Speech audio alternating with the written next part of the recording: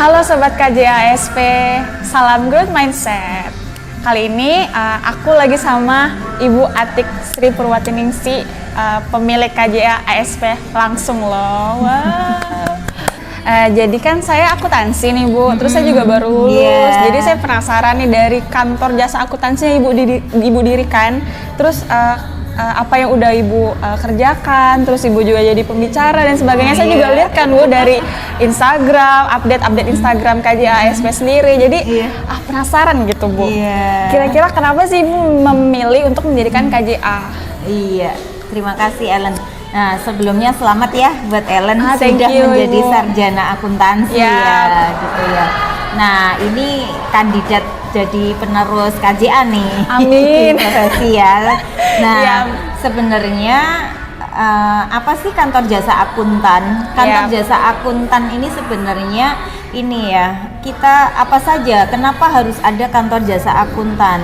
Karena di Indonesia sendiri ya, bahkan sebenarnya secara internasional kebutuhan untuk bagaimana tata kelola keuangan yang bagus itu harus memang benar-benar harus dibuat yang standar dan begitu. Sesuai dengan standar ya Bu. Iya betul. Nah, makanya hadirlah kantor jasa akuntan ini yang memang izinnya dari Kementerian Keuangan. Nah, prosesnya bagaimana? Nah, itu kita nanti harus mempunyai CA dulu, Chartered Accountant, certified-nya gitu ya Bu. Iya. Aku pengen nyusul kayak Ibu. Iya, ayo, nggak apa-apa, harus growth mindset kan tadi ada. Growth mindset. Iya. Terus kira-kira kemampuan apa yang harus kita miliki gitu Bu buat mendirikan KJA? Siapa tahu nanti Ellen di masa depan juga bisa menyusul kayak Ibu Atik gitu. Oh, sangat bisa sekali. Yang pertama nih, kita harus punya kompetensinya dulu, harus punya pengalaman juga gitu. Nah, Ellen ini ayo nanti magang aja di kantor jasa akuntan KJA ASP ya. Nah, nanti akan belajar nih seperti apa yang harus dikerjakan, klien-klien apa saja gitu. Nah, ini dari layanan dari KJA ASP sendiri yang banyak gitu ya.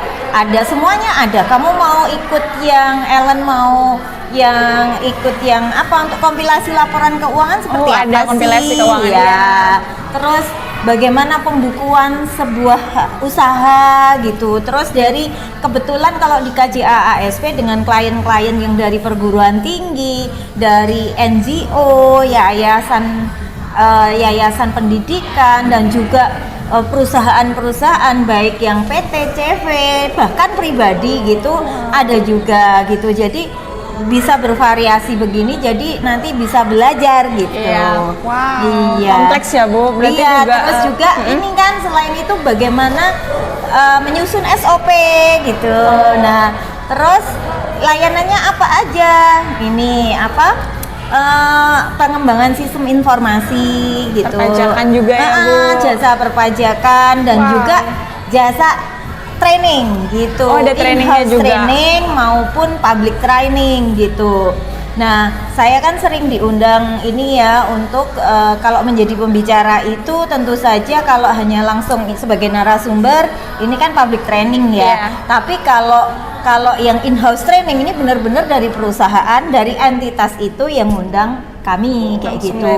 Langsung permasalahan dari perusahaan yang dihadapi perusahaan gitu. Wow, sangat kompleks sekali. Terus kira-kira target yang dari KJA itu mencakup siapa aja Bu? Misalnya UMKM atau siapa gitu?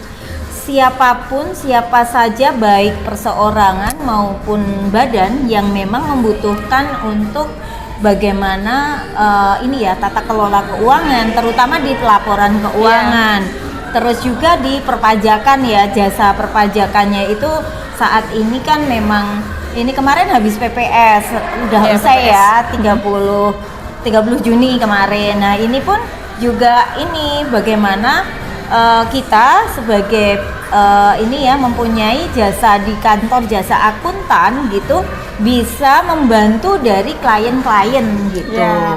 Iya, biasanya kan datang ke KJA itu dengan banyak masalah. Tentu saja masalah bagaimana menyelesaikan ini. Bahkan yang punya usaha, Bu, saya ini uangnya kok kecampur ya dengan uang pribadi dan uang usaha saya. Jadi saya nggak tahu ini untung atau rugi. Nah, itu. Jadi KJA sendiri membantu kliennya buat menyelesaikan masalah-masalah yang terus yang di keuangan loh ya, gitu, bukan masalah Iya, benar, Bu. gitu.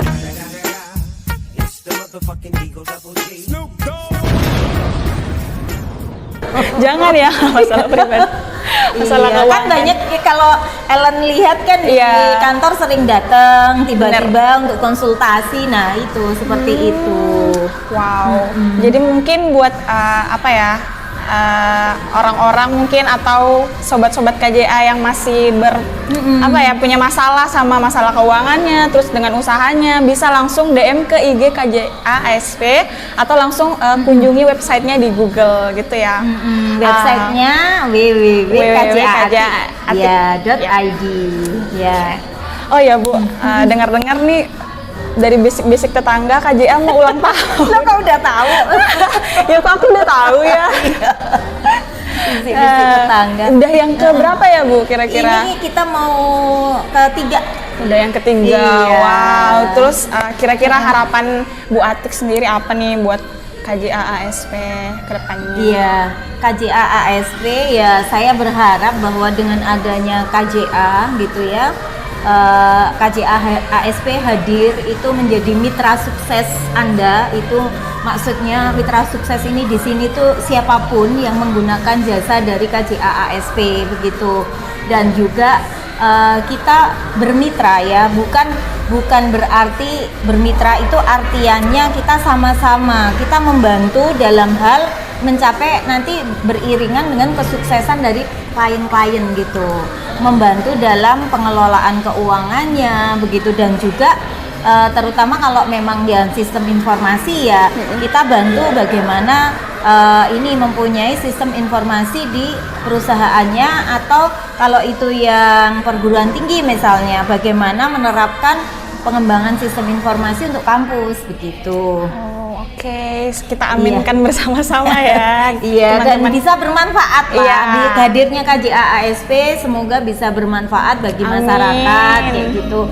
Dan juga inilah, kita juga bukan berarti di sini kita sama-sama belajar, harus growth mindset. Iya. Saya juga di sini bukan berarti yang paling bisa gitu. Iya, saya masih banyak yang harus belajar. Saya bisa itu karena juga belajar dari para klien-klien KJA ASP gitu. Belajar dari kasus-kasusnya. Iya, dari situ. Nah, tentu saja sebagai ini sekarang Ellen kan baru lulus nih Iya, gitu. Bu. Yang harus yang harus ditata atau ditambah pengetahuannya, pengalamannya, ya udah terjun gitu. Iya, langsung praktek. Apakah nanti coba di KJA atau di KAP, silahkan gitu. Nah, setelah mempunyai kemampuan, pengalaman gitu, boleh nanti dengan sampai sertifikasi tadi dapat ya, langsung juga ini bisa mengajukan izin mendirikan KJA. Nah, kayak gitu. Amin. Nah, terus juga harus mempunyai mental entrepreneur. Benar. Iya, kita mental kita jangan mental karyawan kalau pengen mempunyai KJA gitu, karena KJA ini kan nanti kita tuh ngurus ini sebagai owner gitu. Kalau kita nggak mempunyai jiwa entrepreneur, ya kita nanti jiwa entrepreneur tuh seperti apa sih? Nah, jiwa entrepreneur itu ya kita jangan patah semangat gitu. Bener, harus selalu belajar. Kalau jatuh bangun lagi. Iya, jangan ngeluh, tidak ada keluhan gitu. Prosesnya panjang. Di sampai titik ini pun KJA baru di usia 3 tahun ya, KJA ASP gitu. Ini pun kita masih banyak tantangannya gitu. Dan juga kita juga masih banyak yang harus kita pelajari. Makanya kami selalu mempunyai value bahwa growth mindset selain profesional, integritas gitu, dan growth mindset, kaizen itu selalu ingin belajar yang lebih baik begitu. Itu. Aku jadi pengen kayak Bu Atik nih. Semoga bisa menyusul Ibu gitu. Iya. Terus Bu, untuk persiapan ulang tahun Bu, kira-kira Ibu udah apa? Ibu udah persiapin apa? Kalau misalnya belum, gimana kalau aku temani ibu, kita cari bahan-bahannya. Oke, kalau gitu kita cari bahan-bahan untuk persiapan ulang tahun KJA dulu ya. Kita pamit, Boleh, kita pamit ya.